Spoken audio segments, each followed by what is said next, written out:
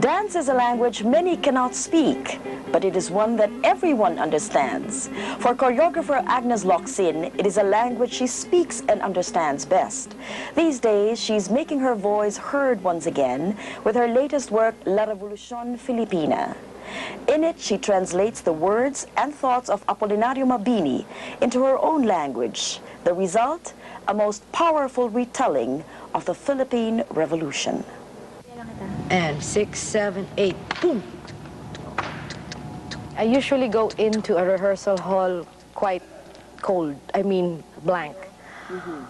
And then, usually the night before I'd listen to the music, I'd count the music. Sometimes I'd get an image, one image for a whole dance. And then I just go in and see where it goes. For Agnes Locsin, choreographing dances means listening to her heart. While she does research on the subjects she choreographs for, nothing is studied about the movements she creates. Movement has its own logic. I tell you, it's fascinating. Yeah. It will ask for it. And this just comes to you at the moment. Yes. Moment of inspiration. Yes. She calls it neo-ethnic, ballet fused with Filipino ethnic and folk dance elements. And this, she says, is what gives La Revolucion Filipina its unique pulse. Offhand, thinking about it, I think that I have been preparing to do this piece for quite some time. Agnes has studied Filipino ethnic and folk dances from all over the country, and she has always been beguiled by them.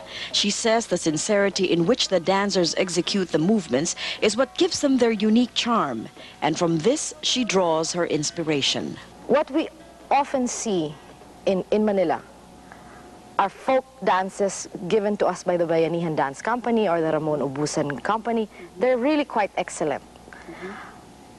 But we see choreographed dances. You go to the regions, you see them dance in prayer, and you see improvisation. You see concentration. They go in to dance. Once I saw the Callao festival in Baguio, and they were dancing. Nobody was dancing the same way. They were all doing their thing, but they all looked alike in pulse, in rhythm, and in Feeling. yes. Agnes fused these movements with Apolinario Mabini's writings and the music of Ryan Cayabyab. The result was a revolutionary production with Ballet Philippines. Agnes put in a number of revolutionary ideas herself. She also used dialogue. Yes, the greatest challenge of this piece actually is the use of dialogue.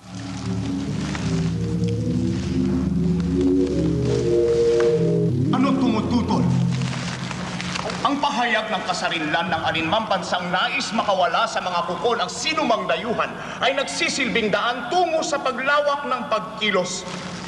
At first, I thought it was going to be easy. I've always been fascinated with theater. And this time, I put myself in the spot by getting an actor, Noni Buencamino, to do Aguinaldo. We went through a lot of frustration to mix the two forms. How, because the power of the spoken word is really, something to deal with, and movement is silent. So ang tendency ng tao titingin sa nagsasalita eh. But the results were very encouraging. Agnes then ventured into something else. Can you imagine Apolinario Mabini, a paralytic, dancing? Agnes did. After reading on Mabini, I just sort of became a Mabini Fan. You were not before you read about him? No. What did you think of him before you read about him? Intriguing, because he was a paralytic. And it was a challenge. That word keeps coming up. What was the challenge, Agnes? Paralytic to dance. And then I read about him, and I realized that he could move because he was such a passionate man. Mabini's anger and angst, as well as the emotions of the others, were perfect for the dance, and the movements were just as perfect for expressing the thoughts and feelings of the characters. Never mind if Mabini couldn't walk in real life. In La Revolucion, Agnes explored all possible neo-ethnic interpretations. The ethnic posturing is more crouched. Footwork is very much grounded with flexed feet and trance-like. The flexed foot is a characteristic of ethnic movement. Actually nga, if you look at the tribal dances, no, the foot is flexed and even the toes are up. Beautiful feet. Pero hanggang, sometimes we also bring up the toes, but then it's in the rush. The flexed foot na lang natitira.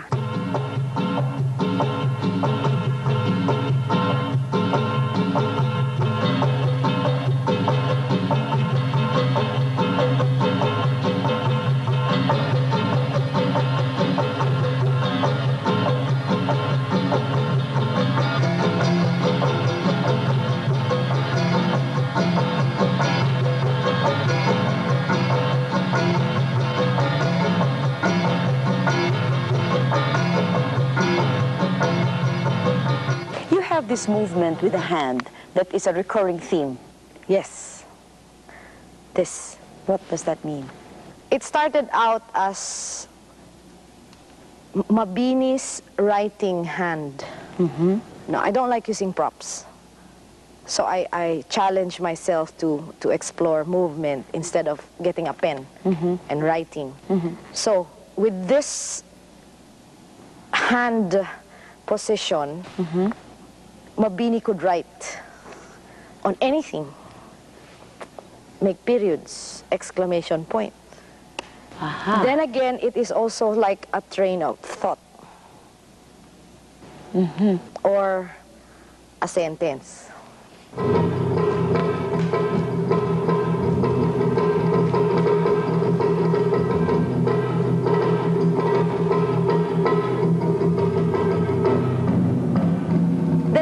As we went along, when I was choreographing the women sewing the Philippine flag, o sige, hawak kayo ng karayom.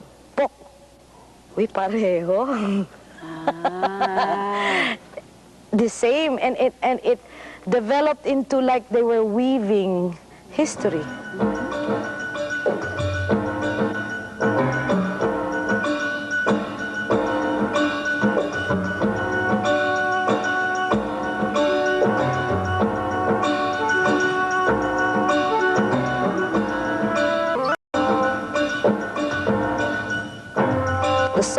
There, I wanted it long enough so I can weave.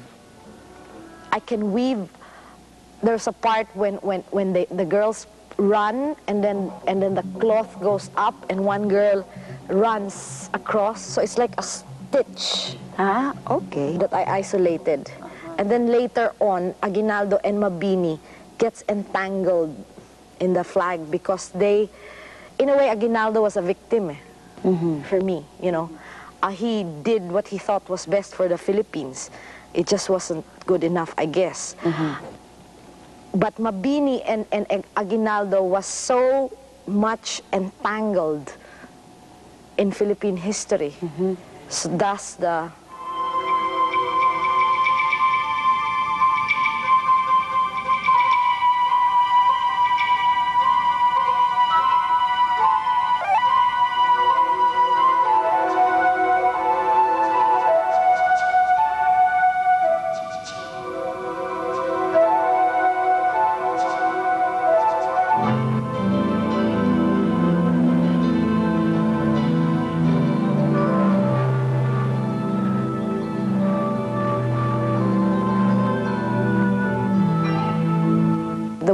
touch Bonifacio to say, go,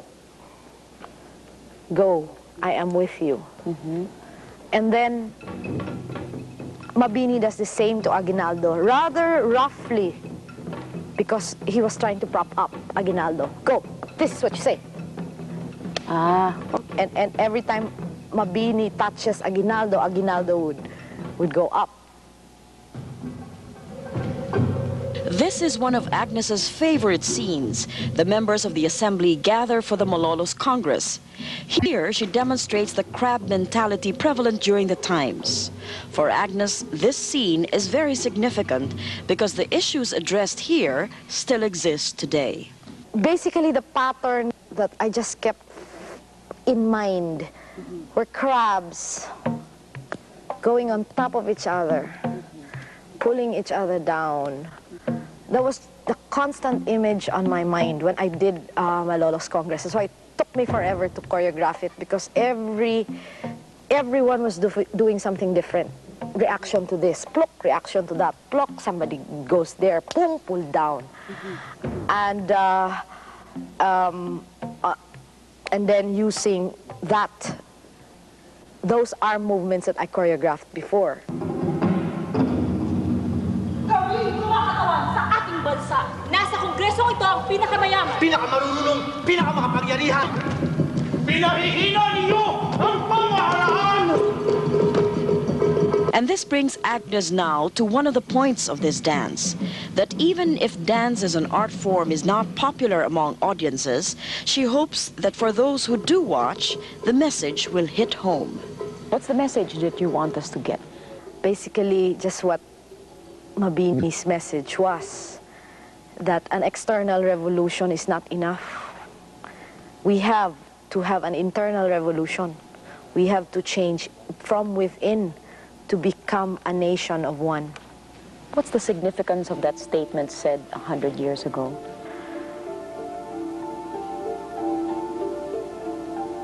The circumstances were different then, from now. But still, that statement is relevant today because, well, just read the papers, no? And you see that we need to get our acts together. One thing that Mabini said, he wanted for other people in the world to say, there goes a Filipino, and be proud to know a Filipino. Maybe this revolution of dance will give that message. That is too much to, It's a proud piece, isn't it? It's just my way of saying it. It's the only way I know how.